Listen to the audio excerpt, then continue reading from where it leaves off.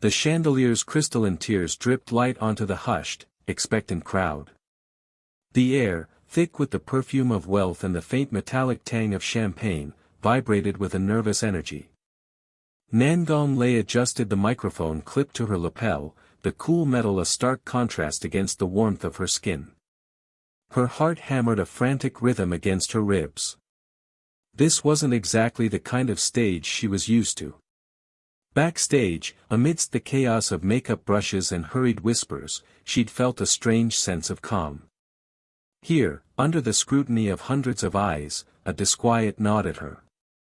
She swallowed, the dryness in her throat mirroring the sudden emptiness in her stomach. "This exquisite piece," she began, her voice surprisingly steady, "a diamond and sapphire necklace crafted by the renowned Maison Cartier, is not just a testament to exquisite craftsmanship, but also a symbol of enduring love." Nangong's gaze swept across the sea of faces, each one a mask of polite interest. Or was it something more? She could feel a particular gaze, heavy and intense, burning into her. Gushi Cheng. He sat in the front row, his posture relaxed, yet his presence commanded the entire room.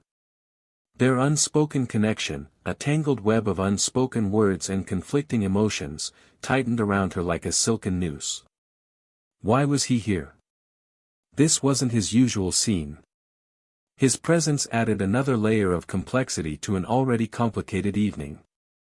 "The sapphires," she continued, forcing her attention back to the necklace glittering under the spotlight, "are a vibrant, deep blue, reminiscent of the twilight sky." Her voice trailed off. The sapphires. They were the exact shade of her mother's eyes. A pang of bittersweet nostalgia shot through her. This necklace, it felt strangely familiar. Had she seen it before? The thought flickered at the edge of her memory, elusive and frustrating. The bidding began, starting at a figure that would have made her head spin just a few months ago. Each raised paddle, each escalating number, seemed to amplify the tension in the room. Nangong watched, detached yet strangely captivated, as the price climbed higher and higher. Then, a familiar voice cut through the polite murmur of the crowd. 2,000,000 yen, Gushi Cheng's voice, smooth as polished obsidian, echoed through the hall. Nangong's breath hitched. He wasn't just here. He was bidding. On this necklace. Her mind raced. Why? What possible interest could he have in this particular piece? Across the room, a man with a hawk-like nose and a predatory smile raised his paddle. 2.2 million. Mr. Fu. Nangong recognized him from a previous high-end group event. A shrewd businessman, known for his ruthless tactics and insatiable appetite for acquiring everything. Gushi didn't hesitate. 2.5. The back and forth continued, each bid a silent volley in a battle only they understood. Nangong felt a strange sense of unease settle in her stomach. This wasn't just about a necklace, was it? This was something more. Something personal. 2.7, Mr. Fu's voice was laced with steel. 2.8, Gushi's response was calm, almost indifferent. But Nangong saw the flicker of determination in his eyes. He wouldn't back down. Mr. Fu hesitated. The silence stretched, taut and brittle. Then, with a barely perceptible shake of his head, he lowered his paddle. Sold. The auctioneer's voice, amplified by the microphone, boomed through the hall. To Mr. Gushi Cheng, for 2.8 million yen. A ripple of whispers coursed through the crowd. Nangong felt a strange mix of relief and apprehension. Gushi had won. But at what cost? And why? Later, as the crowd dispersed, Nangong found herself standing on the edge of the ballroom, the remnants of the evening swirling around her like confetti. Jinsi, her ever-present friend and confidant, appeared at her side, a knowing glint in her eyes. Well, Jinsi murmured, her voice laced with amusement, someone's got an admirer with deep pockets. Nangong managed a weak smile. It's not like that, sure. But even as she said the words, she knew they weren't entirely true. Gushi's actions, his extravagant gesture, resonated with a deeper meaning that she couldn't quite decipher. Oh, really? Jinsei raised a perfectly sculpted eyebrow. Then explain the 2.8 million yen necklace. Nangong sighed. I don't know. It's complicated. Her thoughts drifted back to the necklace, the deep blue sapphires. She had to know. She had to understand. Across the room, she saw Gushi talking to Situ, his expression unreadable. Situ glanced towards her, then whispered something in Gushi's ear. Gushi turned, his gaze locking with hers. He began to walk towards her, the crowd parting before him like the Red Sea. Anan, Jinsei's perpetually cynical companion, appeared as if from thin air. Here comes trouble, she muttered, taking a sip of champagne. Or maybe just a very expensive necklace. Nangong's heart pounded in her chest. She couldn't breathe. She couldn't think. All she could do was stand there, frozen in place, as Gushi Cheng, the enigmatic president of Haiyan Group, approached her with an intensity that both thrilled and terrified her. He stopped before her, his eyes, the color of a stormy sea, searching hers. You can have the first dance with your partner, he said, his voice low and resonant. He held out a small velvet box. Inside, nestled against the dark fabric, lay the necklace. The sapphires shimmered, capturing the light and reflecting it back in 1,000 tiny sparks. This item goes to you, he continued, his gaze unwavering.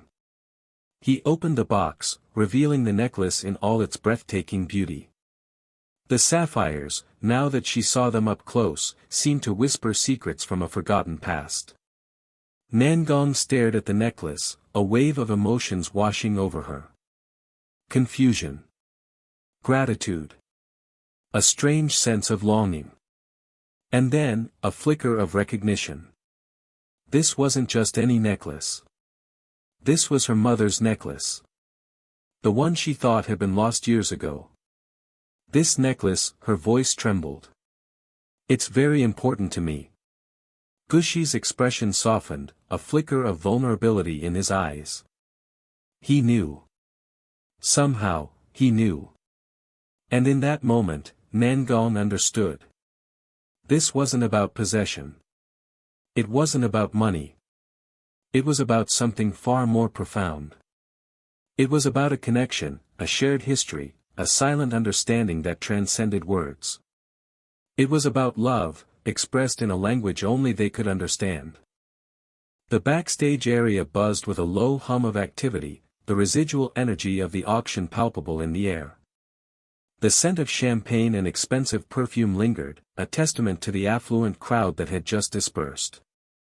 Nangong Lei felt a strange disconnect, as if the glittering event had been a dream. Her fingers absently traced the smooth fabric of her simple dress, a stark contrast to the opulent gowns that had graced the ballroom. She hadn't anticipated attending, let alone becoming the unwitting center of attention. Her mind replayed the rapid escalation of bids, the determined glint in Gushi Cheng's eyes each time Mr. Fu raised his paddle. 2.8 million. An absurd amount for a piece of jewelry, even one as exquisite as the diamond necklace. Jinsei sure, ever the astute observer, watched Nangong from a discreet distance. Her friend's composed exterior belied a whirlwind of emotions. Jinsei knew Nangong well enough to recognize the subtle tension in her shoulders, the slight flicker of uncertainty in her eyes. This unexpected turn of events had thrown them both off balance. Gushi Cheng's actions, though extravagant, weren't entirely surprising. Jinsei had noticed his gaze lingering on Nangong, a quiet intensity that spoke volumes. She just hadn't anticipated such a public declaration. Footsteps echoed on the polished floor, and Gushi Cheng emerged from the throng, his presence instantly shifting the atmosphere. The air seemed to crackle with an unspoken energy. He held a small, velvet-lined box in his hand, his expression unreadable. Nangong's heart quickened its pace. She couldn't decipher the meaning behind his actions, the sheer extravagance of it all. Was it a power play? A gesture of goodwill? Or something more complicated? He stopped before her, the box extended in offering. "I want to give this necklace to you," he said, his voice a low murmur that cut through the surrounding noise. Nangong stared at the box, her mind racing. It felt like a scene from a movie, surreal and intensely personal. She wanted to refuse, to maintain the professional distance she had carefully constructed, yet a strange pull kept her rooted to the spot. "Mr. Gushi," she began, but he cut her off. "This necklace is very important to you, but you are equally important to me," he said, his gaze unwavering. His words hung in the air, heavy with unspoken meaning. Nangong's breath hitched. The sincerity in his tone, the raw emotion in his eyes, chipped away at her carefully constructed defenses. She couldn't deny the unsettling flutter in her chest, a sensation she hadn't experienced in a long time. Jinsei, a silent spectator to the exchange, felt a surge of satisfaction. Her carefully orchestrated plan, the subtle whispers about Nangong's connection to the necklace, had worked flawlessly. Gushi Chang's competitive spirit, his desire to possess anything Nangong valued, had played right into her hands. She knew Nangong wouldn't accept such an extravagant gift, but the gesture itself would create a bond, a connection that transcended the professional realm.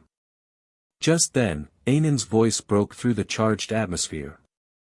"Well, she drawled, her tone laced with amusement. "He spent 2.8 million to bid it back. Someone's feeling generous." Nangong's cheeks flushed. Ainan's bluntness, though often irritating, served as a much-needed dose of reality. The astronomical price tag of the necklace suddenly weighed heavily on her. It was more than a gift, it was a statement. "It's too much," Nangong finally managed, her voice barely a whisper. She couldn't meet Gushi's gaze, the intensity of it overwhelming. Gushi's expression softened, a flicker of vulnerability replacing the usual aloofness. He closed the distance between them, his voice barely audible. "It's not about the money, Nangong. It's about," he paused, searching for the right words, the unspoken emotions swirling between them. "It's about showing you how much you mean to me." Nangong's heart pounded against her ribs. His words, simple yet profound, resonated deep within her. She had tried to convince herself that his actions were driven by business interests, by a desire to control and possess. But the raw emotion in his eyes, the vulnerability in his voice, told a different story. Ainan, despite her cynical exterior, recognized the shift in the atmosphere. She exchanged a knowing glance with Jinsei, a silent acknowledgement of the unspoken feelings that crackled between Gushi and Nangong. Situ, who had arrived unnoticed, observed the scene with a detached curiosity, his thoughts hidden behind a carefully neutral expression. His loyalty, like a chameleon adapting to its surroundings, remained elusive. He relayed the unfolding drama to a hidden earpiece, a dispassionate observer amidst the emotional turmoil. Nangong finally met Gushi's gaze, her own emotions a confusing mix of gratitude, apprehension, and a flicker of something she hadn't felt in a long time: hope. The necklace, a symbol of her past, suddenly represented something more, a tangible representation of a future she hadn't dared to imagine. She still couldn't accept the gift, but the unspoken words, the shared vulnerability, had forged a connection, a fragile bridge between two worlds. The backstage buzz faded into the background, the whispers and congratulations a distant hum. In that quiet moment, amidst the remnants of the glittering auction, a new chapter began, a story unwritten, filled with both promise and uncertainty. The sleek, metallic door handle felt cool beneath Nangong Lei's fingers. A faint tremor, barely perceptible, ran through her hand.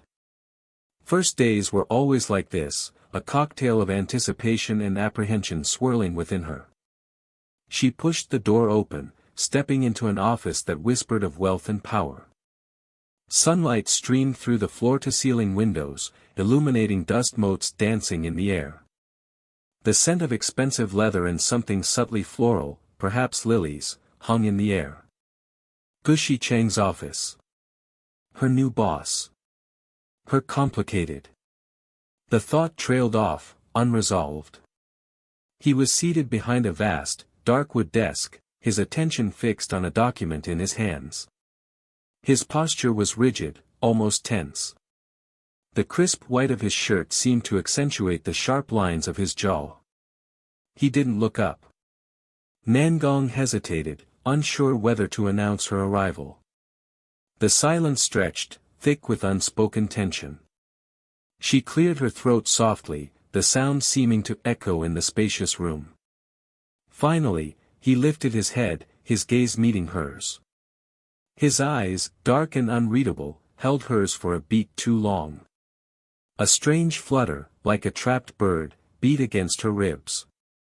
"You're here," he stated, his voice a low rumble that vibrated through the air. It wasn't a question. "Yes," Nangong replied, her voice steadier than she felt. She placed her bag on a nearby chair, her gaze sweeping over the meticulously organized desk. A small, intricately carved wooden box caught her eye. It looked antique, out of place amongst the modern sleekness of the office. An unconscious impulse led her to reach out, her fingers brushing against the smooth wood. "Don't touch my stuff without my permission." His voice, sharp and edged with something that sounded suspiciously like annoyance, sliced through the quiet. Nangong recoiled as if burned. Heat flooded her cheeks. Had she imagined the tenderness in his eyes just moments ago? Or was this the real Gushi Cheng, the aloof, untouchable president of Haiyan Group? I apologize," she stammered, her fingers curling into her palm. The carved box seemed to pulsate with a sudden, inexplicable energy.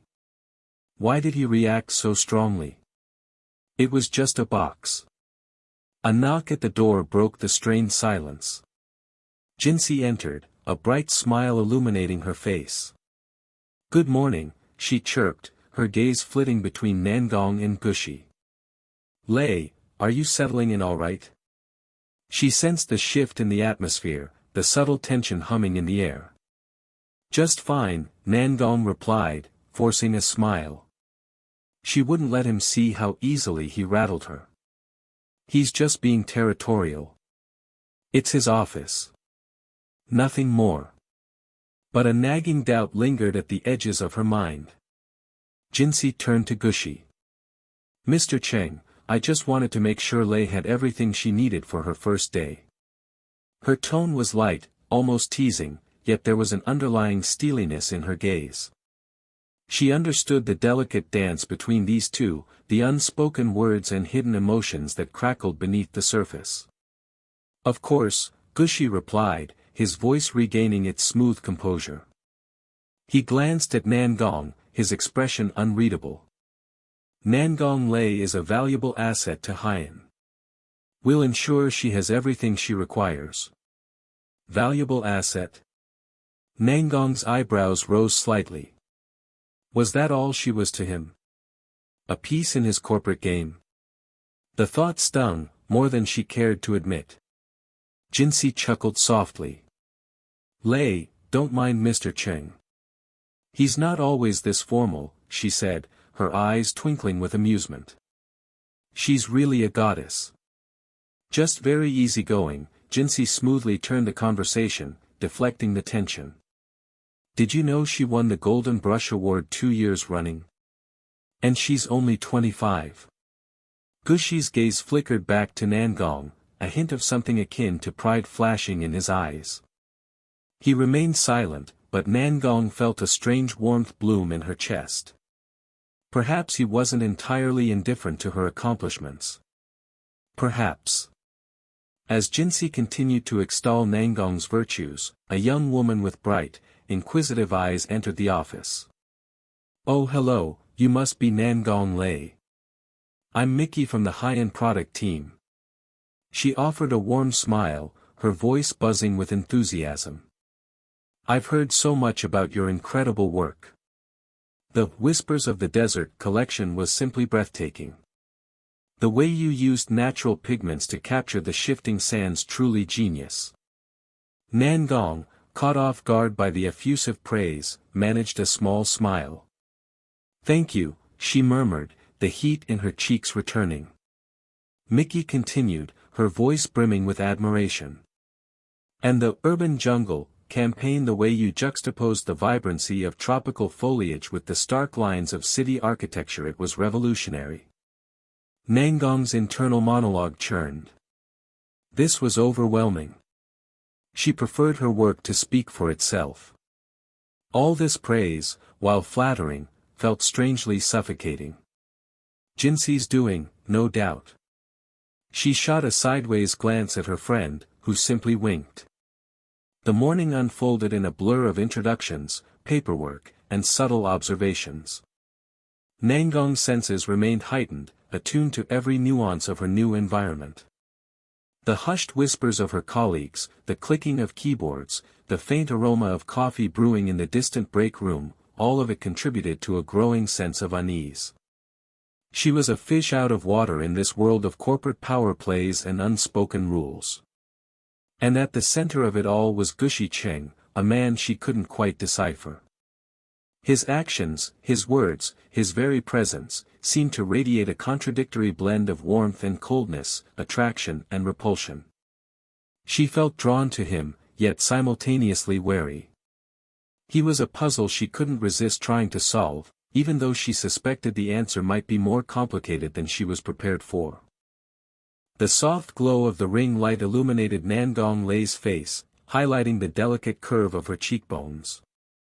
She adjusted the camera, a faint flicker of self-consciousness in her eyes before a practiced smile bloomed. "Hello everyone," she greeted her online audience, her voice warm and engaging. Internally, a nervous flutter danced in her stomach. Live streaming was still a relatively new venture, and despite her growing confidence, a sliver of doubt remained. Would they like her recommendations tonight? Would the products resonate with her viewers? "Tonight, we have something truly special," Nangong continued, her fingers delicately tracing the outline of a sleek, rose gold compact. "Hyen's new spring collection." She paused, allowing the camera to zoom in on the product. Jinxi, perched just off-screen, gave her an encouraging nod. Anan, sprawled on a nearby sofa, scrolled idly through her phone, a faint smirk playing on her lips. She'd seen this performance before, Nangong's effortless charm, the way she effortlessly captivated her audience. Part of Anan admired it, another part found it mildly irritating. This whole charade of online influencer, it seemed so performative. Yet, she couldn't deny its effectiveness. This foundation, Nangong explained, seamlessly transitioning into her sales pitch, is incredibly lightweight, but offers amazing coverage. She expertly applied a small amount to her hand, demonstrating its texture and blendability. The comments section of the live stream exploded with heart emojis and eager questions. "Is it suitable for oily skin?" one viewer asked. "Absolutely." Nangong replied, already anticipating the query. "It has a matte finish that helps control shine." Jinxi subtly directed the backstage crew, ensuring a smooth flow of products. She observed the rising numbers of viewers with a satisfied gleam in her eye. Nangong's popularity was skyrocketing. This live stream, Jinxi knew, would solidify Nangong's position within Hyen, proving her value beyond any whispered doubts or manufactured rivalries. Especially to a certain Mr. Gushi Cheng. Jinxi's lips curled into a knowing smile. Let him see what he was dealing with. A woman of talent, independence, and undeniable influence. "Are all sold out?" Nangong exclaimed, feigning surprise as the notification flashed across the screen. 1,000 sets gone in under 5 minutes. "You are amazing."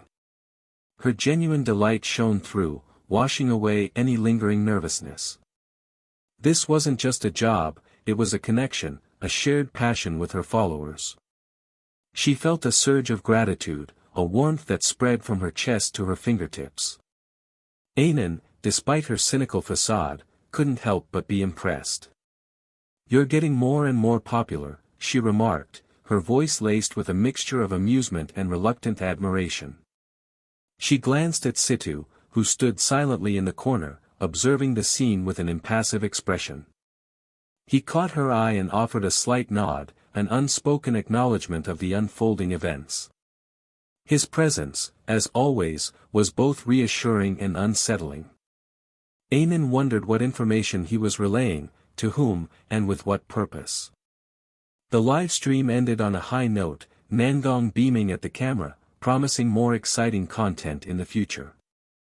As the crew began to pack up, Jinsi approached Nangong, a triumphant glint in her eyes. "You were brilliant, Nong," she praised, squeezing her friend's arm. "Absolutely brilliant." Nangong, still buzzing from the adrenaline of the live stream, let out a shaky breath. I didn't expect it to go so well," she admitted, a flush rising in her cheeks. The weight of Gushi Cheng's presence, his extravagant gestures at the auction, pressed down on her, an unspoken tension that hummed in the air. She hadn't seen him since that night, but she felt his influence everywhere, a silent force shaping the contours of her new life. "Don't be so modest," Jinsi retorted, her voice laced with playful chiding. "You're a natural." "And now," she added, lowering her voice conspiratorially, "let's see what Mr. Gushi Cheng has to say about your little performance." She knew he was watching, either directly or through Situ's meticulous reports. He wouldn't be able to ignore this display of Nangong's influence. This, Jinsi thought, was just the beginning. Nangong's stomach clenched. She wanted to dismiss Jinsi's comment, to pretend that Gushi Cheng's opinion didn't matter, but the truth was, his actions, his unwavering attention, both intrigued and unnerved her. What did he want from her? Was it simply admiration for her talent, or something more complicated? She pushed the thought aside, refusing to delve too deep into the unsettling ambiguity of his motives. She needed to focus on her career, on building her own success, independent of any man, especially one as powerful and enigmatic as Gushi Cheng. Later, as Nangong sat alone in her apartment, the city lights twinkling outside her window, she replayed the evening's events in her mind. The comments scrolling across the live stream, the feeling of connection with her audience, the subtle interplay between Jinsi, Anan, and Situ. And always, lurking in the shadows, the unspoken presence of Gushi Cheng. A sigh escaped her lips. She knew this was only the first act, the opening scene in a much larger, more intricate drama. And she, whether she liked it or not, was playing the leading role. The uncertainty, the thrill, the fear, it was a cocktail of emotions she couldn't quite decipher. But one thing was clear, her life was changing, rapidly and irrevocably. And she had a feeling that Gushi Cheng was the catalyst. The glittering chandelier cast fractured light across the ballroom, the remnants of the charity auction clinging to the air like expensive perfume. Nangong Lei felt a dull ache in her heels, a stark contrast to the exhilaration still buzzing beneath her skin. Gushi Cheng's extravagant bid, the hushed whispers that followed it, was a spectacle she hadn't anticipated. The diamond necklace, now nestled in a velvet box she hadn't dared open, felt heavy in her hand. He had wanted to give her the stars, she mused, but settled for a miniature constellation instead. A soft laugh broke through her thoughts. Jinsi, her ever-observant friend, stood beside her, a knowing glint in her eyes. "So," Jinsi began, her voice a low murmur against the fading music, "the infamous Gushi Cheng. Quite the grand gesture, wouldn't you say?" Nangong shifted her weight, a flicker of unease crossing her face. It was unexpected. The words felt inadequate, hollow against the tumultuous tide of emotions churning within her. She wasn't naive. She knew what the whispers meant, the speculation that danced in the eyes of everyone who witnessed the scene. Gushi Cheng, the aloof president of Haiyan Group, showering a newly hired makeup artist with such lavish attention. It was a story ripe for gossip. But beneath the surface, something else resonated, a strange, unsettling awareness of Gushi's gaze, a silent understanding that transcended the superficiality of the event. Jinxi's smile widened, a hint of mischief playing at the corners of her lips. Unexpected, or unwanted, she probed gently. Nangong's gaze darted towards her friend, a mixture of annoyance and gratitude swirling within her. Don't start, sure. It's complicated. The truth was, she hadn't yet untangled the complex web of her own feelings. Gushi's actions were both overwhelming and touching. A part of her, the fiercely independent part, recoiled from the grand display. Yet another part, a quieter, more vulnerable part, found itself strangely warmed by his attention. Complicated is Jinxi's middle name, darling, a new voice chimed in. Anan, their ever-cynical companion, sauntered towards them, a glass of champagne still clutched in her hand. But let's be honest, a little complication never hurt anyone. Especially when it involves diamonds the size of pigeon eggs. Nangong couldn't help but smile, the tension momentarily easing. Anan's bluntness was often jarring, but tonight, it was a welcome distraction. Later that evening, as Nangong settled into her apartment, the quiet hum of the city replacing the auction's cacophony, she finally opened the velvet box. The necklace shimmered under the soft lamplight, its intricate design a testament to the craftsman's skill. It was beautiful, breathtakingly so. But it was more than just a piece of jewelry, it was a symbol, a tangible representation of the unspoken tension that stretched between her and Gushi Cheng. A soft knock on her door interrupted her thoughts. Jinxi stood in the doorway, a serious expression on her face. I need to talk to you, she said, stepping inside. About Gushi Cheng. Nangong's heart skipped a beat. Had Jinxi discovered something? Did she know more than she let on? Jinxi hesitated, her gaze fixed on a point somewhere beyond Nangong's shoulder. I'll go to work at Haiyan, too, she finally said, the words hanging heavy in the air. Nangong stared at her, bewildered. Haiyan. But why? Haiyan Cosmetics was Haiyan Group's biggest competitor. It made no sense for Jinxi to suddenly switch companies, especially after landing a promising role at Haiyan. Jinxi's eyes finally met hers. Grandma told me everything herself, she said, her voice barely above a whisper. The cryptic words sent a shiver down Nangong's spine. What did Jinxi's grandmother have to do with any of this? What everything had she been told? The questions hung unanswered, adding another layer of mystery to the already complicated situation. Across the city, Gushi Cheng stood by his office window, the city light spread out before him like a glittering tapestry. Situ, his ever-loyal associate, stood silently beside him. Everything is arranged, President Cheng, Situ reported. Gushi gave a curt nod, his gaze still fixed on the distant cityscape. He was playing a dangerous game, he knew. But the stakes were high, and he was willing to risk everything for Nangong Lei's happiness. Even if she didn't yet realize it, he was building a fortress around her, protecting her from the shadows that lurked just beyond the periphery of her vision. Later that night, Jinxi found herself walking along a deserted street, the cool night air a stark contrast to the stifling atmosphere of the auction. A figure emerged from the shadows, their face obscured by the dim light. I'm just taking a walk, Jinxi said, her voice betraying none of the apprehension she felt. The figure remained silent, their presence a palpable weight in the stillness of the night. Jinxi knew this encounter was inevitable. She had made her choice, and now, she had to face the consequences. The cryptic conversations, the carefully orchestrated moves, it was all part of a larger plan, a plan she hoped would protect Nangong from the unseen dangers that threatened to engulf them both. The silence stretched, thick with unspoken words and hidden intentions. The city lights, once a source of comfort, now seemed to mock her with their artificial glow, casting long, distorted shadows that danced like phantoms in the night. The game had begun, and Jinsey was determined to play it to the very end. The rhythmic click of Nangong Lei's heels echoed through the pristine hallways of Haiyan Group. Fluorescent lights gleamed off the polished marble floors, reflecting the cool, collected expression on her face.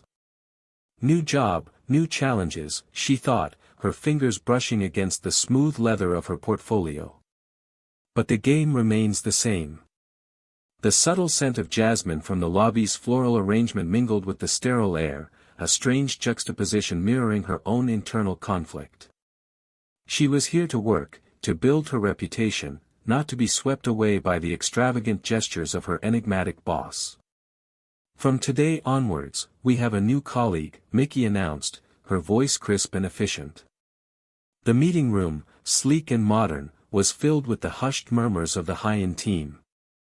Nangong Lei, her posture impeccable, offered a polite nod, her gaze sweeping over the faces of her new colleagues. Assess, analyze, adapt, her mind catalogued, noting the subtle shifts in body language, the veiled curiosity in their eyes. Mickey continued, outlining Nangong's impressive resume, each accolade a carefully placed stone in the foundation of her professional persona. "They're impressed," Nangong observed, a flicker of satisfaction in her thoughts. "Good. Let them underestimate the true depths of my ambition." Jinsey's eyes, sharp and observant, met Nangong's across the room. A silent exchange passed between them, a subtle reassurance amidst the unfamiliar territory. "She's got my back," Nangong thought, a warmth spreading through her chest. "Always has." Jinsey's presence was a comforting anchor in the sea of corporate maneuvering. Later, the soft hum of the office printer punctuated the quiet of the late afternoon. Nangong meticulously reviewed the client proposal, her brow furrowed in concentration. The faint aroma of coffee from Gushi Cheng's nearby office wafted through the air, a subtle reminder of his presence, his influence. "He thinks he can buy my favor with diamonds," she mused, her fingers tracing the lines of the proposal. "But I'm not so easily swayed." And yet, a faint warmth lingered in the memory of his extravagant bid at the auction, a testament to his what? Affection? Obsession? The line blurred, a disconcerting ambiguity that she couldn't quite decipher. Jinsey entered, her footsteps light yet purposeful. "Anan heard something interesting from Situ," she said, her voice low, conspiratorial. Nangong looked up, intrigued. "Apparently, Mr. Fu, the one who kept outbidding Gushi Cheng at the auction, has a history with Haiyan Group." A flicker of understanding crossed Nangong's face. So, it wasn't just about the necklace, she realized. There's more to this than meets the eye. The puzzle pieces were starting to fall into place, revealing a more complex picture than she had initially perceived. "Grab his heart, then abandon him," Anan had declared the night of the auction, her words laced with a cynical amusement. Nangong had brushed it off at the time, but now, a different interpretation surfaced. Was it advice, or a challenge? She wondered. A slow smile curved her lips. Perhaps a little of both. The next day, sunlight streamed through the panoramic windows of Gushi Cheng's office, casting long shadows across the room. "Mr. Gu, I have something to discuss with you," Nangong said, her voice calm, controlled. He looked up, his gaze intense, searching. "He's trying to read me," she thought, her expression carefully neutral. "Let him try." She laid out her proposal, her words precise, her arguments meticulously crafted. She spoke not as a subordinate, but as an equal, her confidence unwavering. She saw a flicker of surprise in his eyes, quickly masked by a cool composure. "He's intrigued," she observed, a sense of satisfaction welling up within her. "Good. Let him see what I'm truly capable of." The following weeks were a blur of meetings, presentations, and late-night strategy sessions. Nangong navigated the complex web of corporate politics with a deftness that surprised even herself. Jinxi's subtle maneuvering, her carefully planted suggestions, smoothed the way, ensuring that Nangong's talent shone brightly. She's a true friend, Nangong reflected, a wave of gratitude washing over her. A friend and an invaluable ally. The final client meeting was a resounding success. The client, initially hesitant, was captivated by Nangong's innovative approach, her meticulous attention to detail. As they finalized the contract, a sense of accomplishment surged through Nangong. She had proven herself, not only to her colleagues but to herself. Later, as the city lights twinkled outside the office window, Nangong and Jinxi shared a quiet moment of reflection. "You played that perfectly," Jinxi said, a hint of admiration in her voice. Nangong smiled, a genuine smile that reached her eyes. "We did," she corrected, her gaze meeting Jinxi's. "We always do." A comfortable silence settled between them, a shared understanding that transcended words. But even as she savored the taste of victory, a faint unease lingered in the back of Nangong's mind. Gushi Cheng's presence, his unwavering gaze, his enigmatic gestures, continued to be a puzzle she couldn't quite solve. His motives remained shrouded in mystery, his affections a complex equation she had yet to decipher. This is just the beginning, she thought, her gaze fixed on the shimmering cityscape. The game is far from over. And in the depths of her eyes, a spark of anticipation flickered. The challenge, the uncertainty, the intricate dance of power and desire, it was all part of the game, and she was ready to play.